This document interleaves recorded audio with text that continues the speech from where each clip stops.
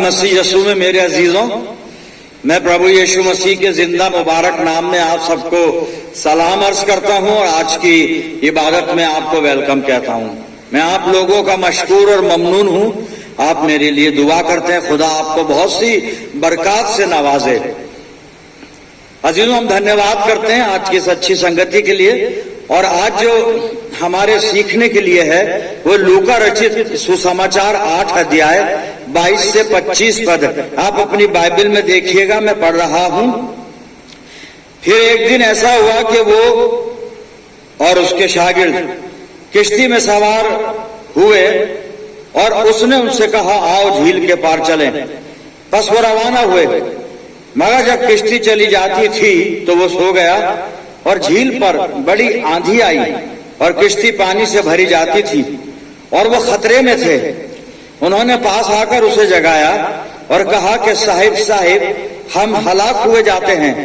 उसने उठकर हवा को और पानी के जोर शोर को झिड़का और वो दोनों थम गए और अमन हो गया। उसने उनसे कहा, तुम्हारा ईमान कहां गया? वो डर गए और ताज्जुब करके आपस में कहने लगे, ये कौन है? ये तो हवा और पानी को हुक्म देता है और वो उसकी मानते हैं। खुदावंद की बरकत उसके पाक कलाम के पढ़े जाने पर और सुने जाने पर हो, आमीन। आइए दुआ करें। प्यारे आसमानी बाप, हम तेरे कदमों पर हैं और तेरे कलाम को सुनना चाहते हैं। इल्तिजा करते हैं, हमें से हर एक को पाक रूह का मसह अता फरमा। प्यारे खुदावंद के हम तेरे कलाम को सुने भी, समझे भी और इसको अपनी जिंदगियों में जगा दे और इस पर चलने वाले हों। प्यारे बाप आसमानी, होने दे ये कलाम का बीज जब हमारे दिल की जमीन पर गिरे तो हमारी जिंदगियों में जड़ पकड़े, बहुत सा फल लाए। हमारे चारों तरफ अपने पाक फरिश्तों की सेना का बाड़ा बांधना कि शैतान किसी भी तरह से दखल ना दे सके। अपने आप को तेरे अधीन करते हैं पिता परमेश्वर, और ये दुआ तेरे प्यारे और इकलौते बेटे अपने नजात देने वाले खुदावन यीशु मसीह के जिंदा और मुबारक नाम के वसीले से मांगते हैं। सुन और कबूल कर ले, आमीन। अजीजों, एक बार फिर हम परमेश्वर का धन्यवाद करते हैं आज के इस मुबारक वक्त के लिए और मनन के लिए जो हिस्सा परमेश्वर ने सामने रखा है। लूका रचित सुसमाचार है 8 अध्याय 22 से 25 पद। ये घटना हम सब के लिए बहुत ही ज्यादा फैमिलियर है। हमने कई बार इसको सुना है, कई बार इस पर बातचीत की है और मैं घटना की तरफ आपको रुजू नहीं करूंगा, आपका ध्यान नहीं दिलाऊंगा। मैं तो एक सवाल है यहाँ पर 25वीं आयत में एक सवाल यहाँ पर चेलों ने किया है, उस पर हम बात करेंगे। मेरे अजीजों, मैं 25वीं आयत को पढ़ रहा हूँ, लूका 8:25 को पढ़ रहा हूँ। उसने उनसे कहा, तुम्हारा ईमान कहाँ गया? वो डर गए और ताज्जुब करके आपस में कहने लगे कि ये कौन है? आपस में कहने लगे कि ये कौन है कि हवा और पानी भी इसका कहना मानते हैं। ये कौन है? सवाल ये है खुदावंद मसीह यीशु के लिए पूछा जा रहा है। चेले पूछ रहे हैं आपस में, ये कौन है? खुदावंद मसीह यीशु कौन है? अजीजों, ये चेले इसके साथ हैं कई दिन से।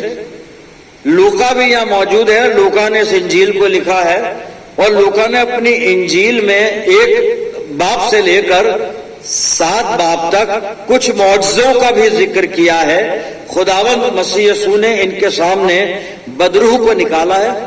खुदावंद मसीह यीशु ने चेलों की मौजूदगी में पतरस की सांस के बुखार को दूर किया है, बुखार से उसको शिफा बख्शी है।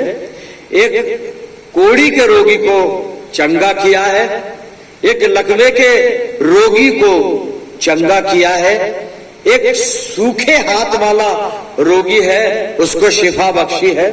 सूबेदार के नौकर उसके दास को प्रभु यीशु मसीह ने शिफा बख्शी है और नाइन नगर की विधवा के मरे हुए बेटे को खुदावंद मसीह यीशु ने जिंदा किया है। इतने मौजज़ात देखने के बाद, इतने चिन्ह देखने के बाद, इतने मिरेकल देखने के बाद भी चेलों को ये जरूरत पड़ी, वो आपस में पूछ रहे हैं खुदावंद मसीह यीशु के मुतालिक, उसके बारे में ये कौन है।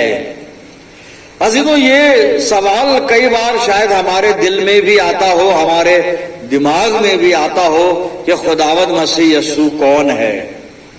हम अहले ईमान जो मसीह यीशु के पैरोकार हैं, जो हम प्रभु यीशु मसीह के विश्वासी हैं, हम जानते हैं अजीजों के प्रभु यीशु मसीह खुदा बाप का बेटा है, उसका इकलौता है। लेकिन उसके बावजूद भी कई बार कुछ बातें जहन में आती हैं, कई बार आसपास के माहौल का प्रभाव हमारी बुद्धि पर और हमारी सोच पर पड़ता है, और फिर वो सवाल कौंधता है हमारे दिमाग में, खुदावंद मसीह यीशु कौन है। और अगर कोई हमसे पूछे कौन है, तो क्या हम बेझिझक ये जवाब दे सकते हैं कि खुदावंद मसीह यीशु खुदा का बेटा है। चेले पूछ रहे हैं ये कौन है, और यही सवाल खुदावंद मसीह यीशु ने मत्ती 16 और 13 पद से 16 पद के बीच में आप घर जाकर स्टडी कीजिएगा। यीशु मसीह ने भी ये सवाल इन चेलों से किया था कि लोग मनुष्य के पुत्र को क्या कहते हैं, मैं कौन हूं, मुझे क्या समझते हैं। मेरे अजीजों, आज ये सवाल हमारे सामने है कि हम प्रभु यीशु मसीह को क्या समझ रहे हैं। क्या पूरे ईमान से, दिल की गहराई से उसको खुदा का बेटा मानते हैं। रसूलों का अकीदा तो हम बोलते हैं, लेकिन वो अकीदा क्या सिर्फ हमारी जबान तक है या हमारे दिल तक है, हमारे दिमाग तक है। पौलुस ने खुदावंद मसीह यीशु को पहचाना, खुदावंद मसीह यीशु की पूरी शख्सियत को समझा, और उसने कुलस्सियों की पत्री के पहले बाब के 15 से 18 पद में मसीह यीशु का इंट्रोडक्शन, सच्चा इंट्रोडक्शन लिखा है साहब। वो मैं पढ़ने जा रहा हूं, आप सुनिएगा। वो तो अदृश्य परमेश्वर का प्रतिरूप और सारी सृष्टि में पहलौठा है। खुदावंद मसीह यीशु कौन है, उसके जवाब हैं 16वीं आयत, क्योंकि उसी में सारी वस्तुओं की सृष्टि हुई, स्वर्ग की हो या पृथ्वी की, देखी या अनदेखी, क्या सिंहासन, क्या प्रभुताएं, क्या प्रधानताएं, क्या अधिकार, सारी वस्तुएं उसी के द्वारा और उसी के लिए सृजी गई हैं। वही सब वस्तुओं में प्रथम है और सब वस्तुएं उसी में स्थिर रहती हैं। वही देह अर्थात कलीसिया का सिर है, वही आदि है और मरे हुओं में से जी उठने वालों में पहलौठा, कि सब बातों में वही प्रधान ठहरे। मेरे अजीजों, ये खुदावंद मसीह यीशु की शान में, खुदावंद मसीह यीशु की तारीफ में और प्रभु यीशु मसीह के परिचय में पौलुस ने लिखा है। मेरा और आपका क्या विश्वास है, यीशु मसीह कौन है? कौन है खुदावंद मसीह यीशु? यूहन्ना अपनी इंजील को लिखते लिखते जब 20वें बाब में पहुंचा है, तो 30 और 31 पद में वो कुछ लिखता है, घर पर आप स्टडी कीजिएगा।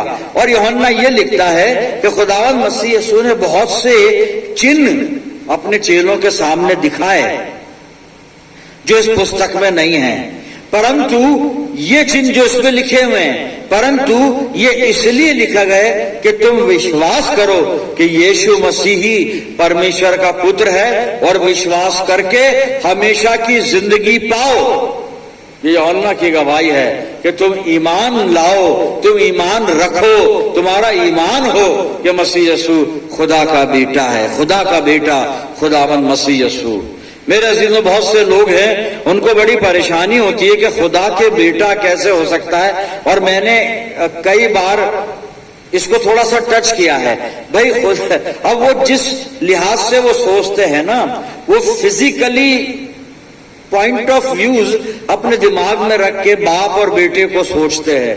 बाप और बेटे कई तरह से हुआ करते हैं, ये अलग एक सब्जेक्ट है और इस सब्जेक्ट पे अभी हम बात नहीं करेंगे। लेकिन अगर किसी को शक शुबा है कि खुदा के बेटा कैसे हो सकता है, वो तो हम भी कह रहे हैं कि खुदा की तो बीवी नहीं है तो बेटा कहां से आएगा। लेकिन किताब मुकद्दस और कई आसमानी किताबें जो लोग कहते हैं ये भी आसमानी है, ये भी आसमानी है, ये भी आसमानी, तो एक ही किताब है जो खुद बोल रही है कि मैं आसमानी हूं। लेकिन चलो अगर वो कह रहे हैं तो हम उनसे सहमत हैं। कई आसमानी किताबें इस बात की गवाही देती हैं, सबूत देती हैं मसीह यीशु खुदा का बेटा है। तो अगर कोई परेशान हो तो बातचीत करें, आकर अब बैठेंगे, मोहब्बत से बातचीत करेंगे, समझने की कोशिश करेंगे। लेकिन अभी हम इस बात पर ध्यान दे रहे हैं कि खुदावंद मसीह यीशु कौन है? वो खुदा का बेटा है। खुदा का बेटा क्यों है? ये सवाल आप क्यों और कैसे है? क्यों है और कैसे है?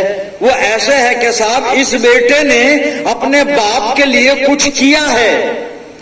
बेटा अपने बाप के लिए कुछ करता है। हर एक शख्स किसी के लिए भी सब कुछ नहीं करता, लेकिन बेटे की कुछ जिम्मेदारियां होती हैं, कुछ फराइज होते हैं, कर्तव्य होते हैं, वो अपने बाप के लिए करता है और उसको करना भी चाहिए। और खुदावंद मसीह यीशु ने अपने आसमानी बाप के लिए, अपने रूहानी बाप के लिए बहुत कुछ किया। और क्या किया इस बेटे ने बाप के लिए, वो मैं पढ़ने जा रहा हूं। और मैंने मुकद्दस यूहन्ना रसूल की इंजील को खोला है और 17वां बाब निकाला है। 1 और 2 पद पहले पढ़ रहा हूं, सुनिए। यीशु ने ये बातें कही और अपनी आंखें आकाश की ओर उठाकर कहा, हे पिता, वो घड़ी आ पहुंची है, अपने पुत्र की महिमा कर कि पुत्र भी तेरी महिमा करे, क्योंकि तूने उसको सब प्राणियों पर अधिकार दिया कि जिन्हें तूने उसको दिया है उन सब को वो अनंत जीवन दे। खुदा का हक मसीह यीशु को दिया गया है कि वो जो उस पर ईमान लाए उन्हें मसीह यीशु हमेशा की जिंदगी अता फरमाए। जी अब इसी बाब का 4था पद में पढ़ रहा हूं। जो कार्य तूने मुझे करने को दिया था उसे पूरा करके मैंने पृथ्वी पर तेरी महिमा की है। पृथ्वी पर तेरी महिमा की है। बेटे ने ये किया है साहब बाप के लिए कि अपने पिता की महिमा पृथ्वी पर की है, लोगों के बीच में की है, लोगों के सामने की है, दुनिया में की है। इस बेटे ने अपने बाप के लिए कुछ किया है। सवाल है कि अगर हम अपने आप को उसको उसका बेटा और बेटियां कह रहे हैं ना, हम आए हमारे बाप की दुआ में जब बोलते हैं आए हमारे बाप, तो मतलब यही है कि हम उसके बेटे और बेटियां हुए। हमने क्या किया अपने बाप के लिए? मैंने क्या किया अपने बाप के लिए? मेरे से सोचने की बात है, क्योंकि बाप ने मुझे भी तो कुछ काम दिए हैं, कुछ फर्ज है मेरे जो मुझे करने हैं बाप के प्रति। मुझे भी अपने बाप को महिमा देनी है कुछ काम करके। वो काम क्या है बाइबल बताएगी।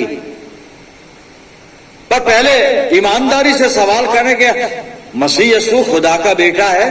कौन है खुदा का बेटा?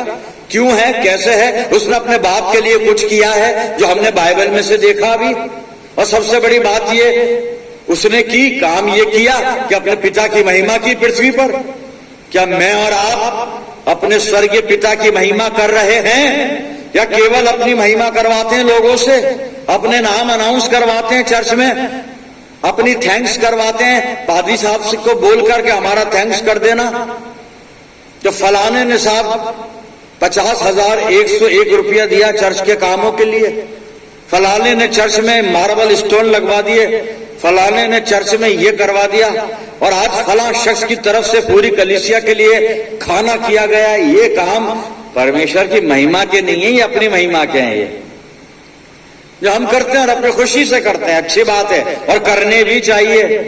अगर हम कर सकते हैं किसी का भला, करना चाहिए। हम किसी को खाना खिला सकते हैं, खिलाना चाहिए। किसी गरीब की इमदाद कर सकते हैं, करनी चाहिए। लेकिन पिता की महिमा हो, पिता की महिमा हो, करना ये भी है कि हमारे जीवन से, हमारे अस्तित्व से हमारे बाप को जलाल मिले। सर 2 हवाले में पढ़ूंगा और आज बस इतनी ही बातचीत करेंगे। और मैंने मती रचित सुसमाचार खोला है और मैंने 5वां अध्याय निकाला है और मैं इसकी कुछ आयत पहले पढ़ूंगा 15 से और 16 आयत तक आप सुनिएगा। अपने बाप के लिए हम क्या कर सकते हैं कि उसको महिमा मिले, और ये करना भी है हमें। जी, मत्ती 5:15-16 पद। और लोग दिया जलाकर पैमाने के नीचे नहीं परंतु दीवट पर रखते हैं, तब उससे घर के सब लोगों को प्रकाश पहुंचता है। चिराग जो है दूसरे लोगों को रोशनी देता है, ये उसका काम है। खुद जलता है, खुद मिटता है, खुद घटता है, लेकिन दूसरों को रोशनी देता है। यह कुर्बानी का काम है ये। तो ये कुर्बानी हम भी अडॉप्ट कर लें अपने बाप के लिए। अब ये तो हवाला दिया है, उदाहरण दिए का, ये असल काम देखिए। उसी प्रकार तुम्हारा उजियाला मनुष्यों के सामने चमके कि वो तुम्हारे भले कामों को देखकर, तुम्हारे भले कामों को देखकर, तुम्हारे भले कामों को देखकर, आगे थोड़ा सा एक अलग बात आ गई। मेरे भले काम देखकर क्या होना चाहिए? ह्यूमन नेचर ये कहता है कि साहब मैं अगर अच्छा कर रहा हूं, मैं भला कर रहा हूं, कुछ तो मेरे बारे में बोलो, कहीं तो मुझे मेरी शुक्रगुजारी अदा करो, कहीं तो मेरा नाम लेके बता दो मैंने अच्छा किया है, कहीं तो बता दो कि मैं बहुत अच्छा हूं, कहीं तो बता दो मैं बहुत ज्ञानवान हूं, कहीं तो बता दो मैं इतनी चैरिटी करता हूं, कहीं तो बता दो मैं चर्च के लिए इतना करता हूं, कितना करता हूं। तुम्हारे भले कामों को देखकर मसीह यीशु सिखा रहा है, तुम्हारे भले काम तुम्हारे हों, काम भले हों, लेकिन तुम्हें क्रेडिट नहीं लेना है। तुम्हारे भले कामों को देखकर तुम्हारे पिता की जो स्वर्ग में है लोग बढ़ाई करें, परमेश्वर को महिमा मिले। ये है कर्तव्य, ये है हमारा काम। क्या कर रहे हैं हम? कुछ भी करते हैं हमारा नाम आ जाता है। मैं शुक्रगुजार हूं उन तमाम लोगों का जो मेरे से वाबस्ता हैं, मेरी मंडली के लोग हैं, बड़े से बड़ा दान करते हैं, नाम नहीं बताते, नाम अनाउंस नहीं करवाते। पादी साहब नाम मत नहीं लेना। जी हां, क्योंकि नाम सिर्फ एक का चलाना है हमें, हमारे प्रभु का, हमारे परमेश्वर का, हमारा नाम नहीं। हमारे नाम के लिए अगर कुछ किया तो ये तो गैर कौमें भी कर रही हैं, फिर हम में और उनमें फर्क क्या है? लोग तुम्हारे भले कामों को देखकर तुम्हारे पिता की जो स्वर्ग में है बड़ाई करे, ये हमारा कर्तव्य है। हमें ये करना है अपने बाप के लिए, और भी कुछ करना है। इसी में से मत्ती 5 में और अंतिम पदों में चलेंगे। 43 पद से मैं पढ़ रहा हूं और 43 से 48 पद। तुम सुन चुके हो कि तुम्हें कहा गया था अपने पड़ोसी से प्रेम रखना और अपने बैरी से बैर, परंतु मैं तुमसे ये कहता हूं कि अपने बैरियों से प्रेम रखो और अपने सताने वालों के लिए प्रार्थना करो, जिससे तुम अपने स्वर्गीय पिता की संतान ठहरोगे, क्योंकि वो भले और बुरे दोनों पर अपना सूर्य उदय करता है और अधर्मी दोनों पर मैं बरसाता है। इसलिए तुम अपने प्रेम रखने वालों ही से प्रेम रखो, तो तुम्हारे लिए क्या फल होगा? क्या महसूल लेने वाले वो भी ऐसा नहीं करते? 47वें आयत, यदि तुम केवल अपने भाइयों ही को नमस्कार करो तो कौन सा बड़ा काम करते हो? क्या अन्य जाति भी ऐसा नहीं करते? 48वां पद सुनिए, इसलिए चाहिए कि तुम सिद्ध बनो, चाहिए कि तुम सिद्ध बनो जैसा तुम्हारा स्वर्गीय पिता सिद्ध है। ये काम है साहब हमारा, हमें ये काम अपने बाप के लिए करने, तब जाकर हम उसके बेटे ठहरेंगे। मेरे अजीजों, अपने आप को तैयार कर लें इन अच्छे कामों के लिए, कि हमारे इन अच्छे कामों को, इन भले कामों को देखकर सारे लोग हमारे पिता की जो स्वर्ग में हैं उसकी बड़ाई करें। हमारे प्रभु यीशु को महिमा मिले, उसको महिमा मिले, उसको महिमा मिले। आइए उसकी महिमा करें और दुआ में चलें। पिता परमेश्वर, तेरा धन्यवाद करते हैं जिंदा मुबारक कलाम के लिए, जो मसीह जीवन में हमारा मार्गदर्शन करता है, आत्मिक जीवन में हमारा मार्गदर्शन करता है और हमें सिखाता समझाता है कि हमें किस तरह से प्रभु यीशु मसीह को महिमा पहुंचाना है। खुदा बाप, आज जो कार्य हमें पिता की तरफ से मिले इस वचन के द्वारा होने दे, हम उन कार्यों को करें ताकि हमारे इन कार्यों के द्वारा हमारे पिता की और हमारे प्रभु यीशु की महिमा हो। प्रभु जी अपनी जिंदगियों को तेरे हवाले करते हैं। पिता परमेश्वर, परम पिता परमेश्वर, मैं दुआ करता हूं जितने लोग दुआ में मेरे साथ हैं, इन सब अजीजों पर तेरी शफकत, रहमत और बरकत का साया हमेशा बना रहे। आसमानी बाप, हम सब मिलकर पूरे आलम के लिए दुआएं खैर करते हैं, सब पर तेरा फजल हो, अपने जिंदगियों को तेरे अधिकार में देते हैं प्रभु जी।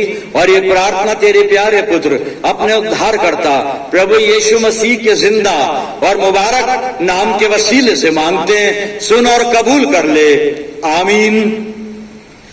अब हमारे प्रभु यीशु मसीह का अनुग्रह, पिता परमेश्वर का प्रेम, पवित्र आत्मा की सहभागिता हम सब के साथ, समस्त विश्वासियों के साथ, हमारी सब कलीसियाओं के साथ अब से लेकर हमेशा तक होती रहे, आमीन।